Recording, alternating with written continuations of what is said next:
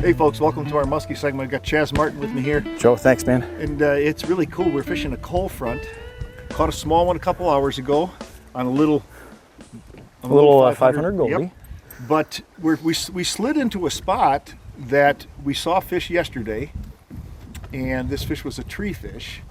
And there's no better bait in a tree than a glide raider, man. A glide bait. And one of the neat things that we've been focusing on, especially in tough conditions, is tweaking your presentation to fit those conditions. And by that, I mean, pausing this bait and working it in a way that takes advantage of, like, the neutral buoyancy and for example, this glide raider in an area where you want to, trigger a strike. And in this situation, we had a big down tree where we had been raising fish. And Joe, you said, hey man, you got to pause that bait more. It's like just like it did before. And sure enough, I listened to the guy and I paused it and bam.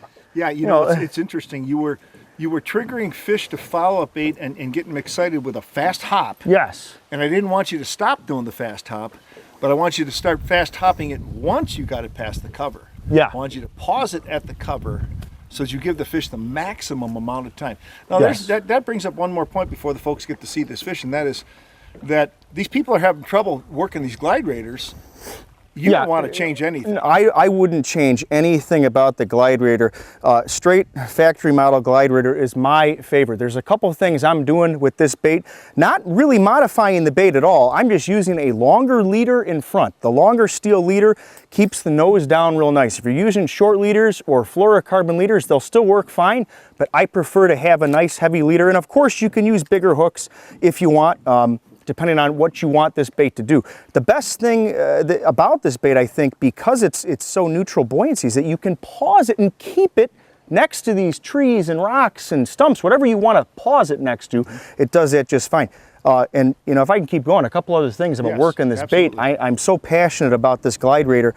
There's really a couple keys with working these baits. First of all, you got to be able to palm the reel in order to generate real good rod tip movements and use slack line to your advantage when working this bait. I wrote an article in Musky Hunter about this, about using slack line, casting ahead of the boat travel to be able to generate slack line. And when you do that, you allow this bait to actually glide and work. If you're not doing that, you're not going to get the movement out of the bait. And the other thing is, a lot of times we cast this lure out, the first thing you want to do is pump down, get this bait, because it is a neutral buoyancy bait. You do want to work it down a little bit and get it under the surface 2-3 feet.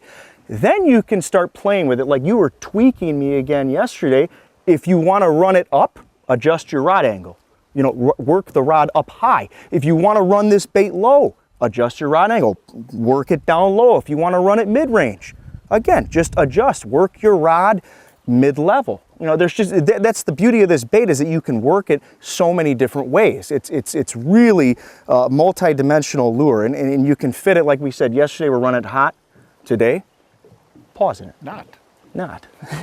Check this out, folks. It's really cool because it's, when you're fishing with a partner, one of the cool things, and this guy's an excellent fisherman, but as partners, sometimes you can learn from each other. And I was watching Chaz throw this bait in trees, and one of the things I was just relying on past experience to see the old Book Daddy Plus here. Book Daddy Plus, man. I mean, it was like he was throwing the trees and working it fast out of the tree. And I just suggested, I wouldn't work it that way. Well, you watch it, you'll see what we're talking about. I would give it a little bit of time, give that fish a little time to react to that bait, come out of that tree and hit it.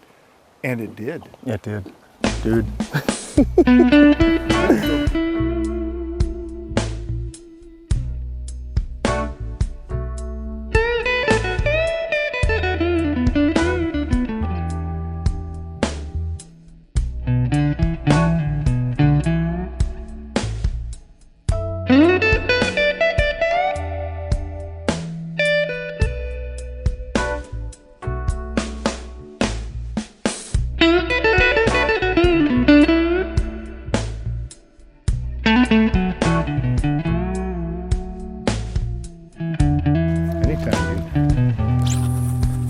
Really working it over.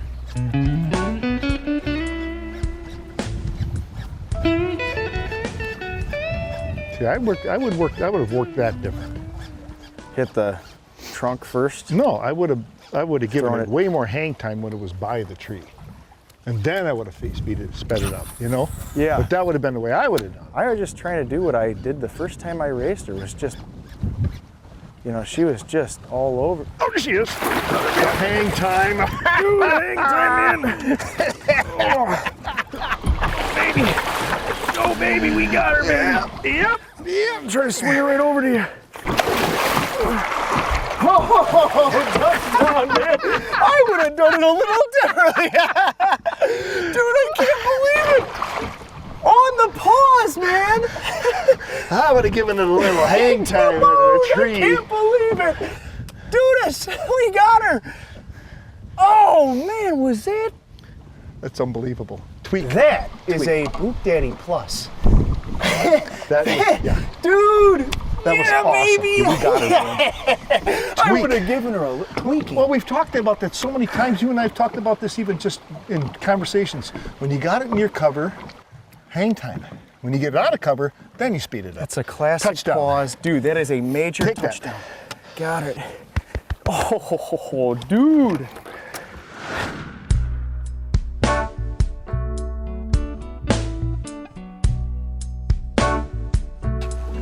Oh, man. Another cold front bruiser on the Glide Raider. You know, when you're fishing cover, any type, be it wood, rock, weeds, and you're under some less than ideal conditions, you've got to pause those baits. It doesn't matter what it is, if it's a jerk bait, a glide bait like I just got this beautiful fish on, or anything, pause it in opportune spots. And a lot of times that's when those big fish are gonna come out and grab it. And then if they don't hit it, just run it right into the boat, but pause that lure in a peak spot.